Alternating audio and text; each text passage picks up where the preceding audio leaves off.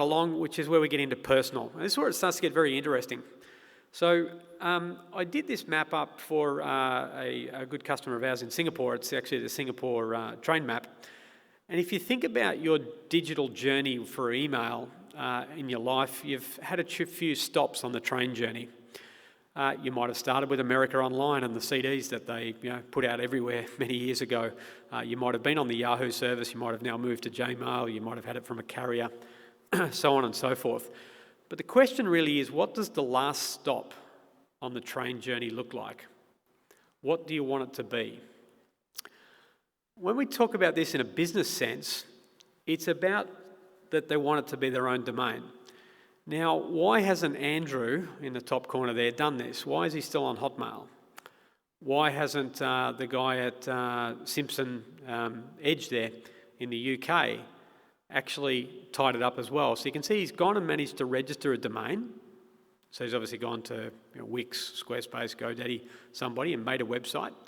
But then his email address is still on a Hotmail. Why is that? It's because it's too hard.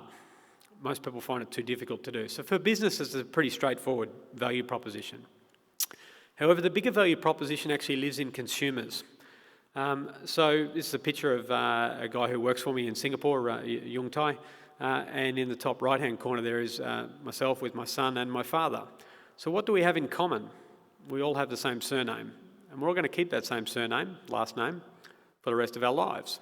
So the last stop in the destination for me is that I registered our own domain more than 10 years ago. I learned how to set it all up, and if I didn't make it back to Australia, my wife would keep paying that, because that's her email address as well, and my 3 kids' email addresses. So they've actually got this tie-in through making it easy. So this hit new highs a few years ago in the California Hollywood-style market, where people weren't naming their children until they could see that they could get the domain name for their children. Probably taking it to the next level on that one, but this really switches it from something I need to something I want. I want that personalised address for it. So how do we need to make this work? Well, like with the premium storage, we need to get it to work seamlessly. So we need to, in this case here, we've used Promotion Zone to promote to say, hey Dan, viney.sg in this case for this example that we did up is available. Would you like to register that?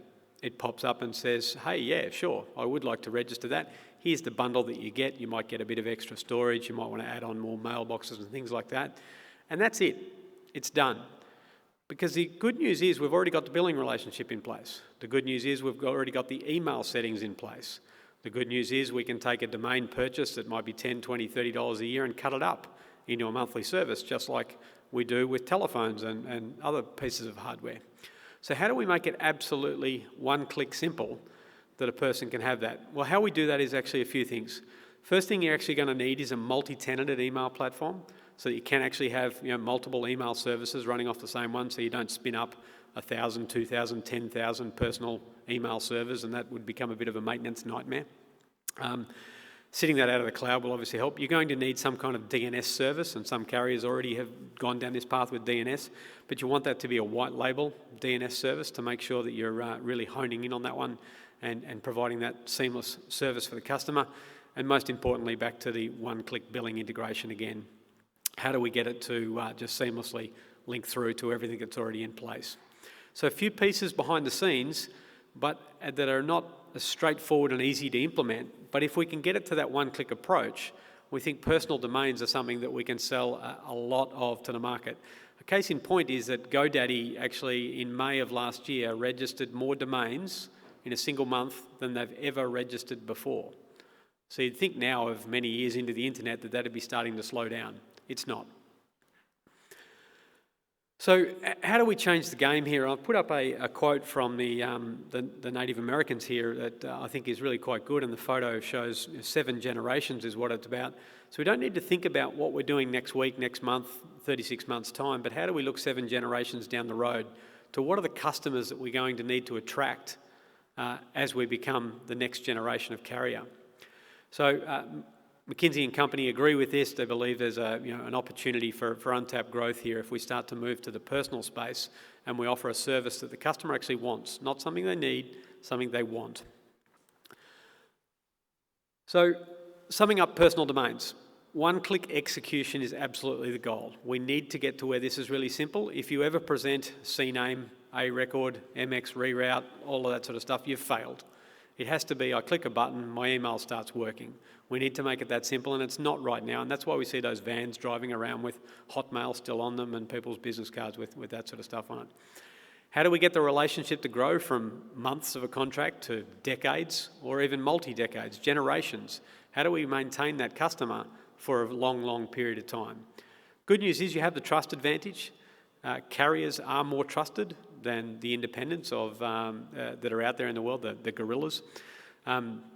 You have the billing advantage, you already have it in place. If we use Google as an example, yes, they have the biggest email platform in the world, but how many actually pay for it? How many billing relationships do they actually have? So they're at less than 1%, we'll call it, of people that actually have a billing relationship, and as a carrier, you should be at less than 1% that don't have a billing relationship with you. Hopefully you're at 0. You have the support advantage that you've already got, support phone lines, places people can go and things like that. And obviously the enabler for this one is that multi-tenanted cloud service so that we can personalise the service.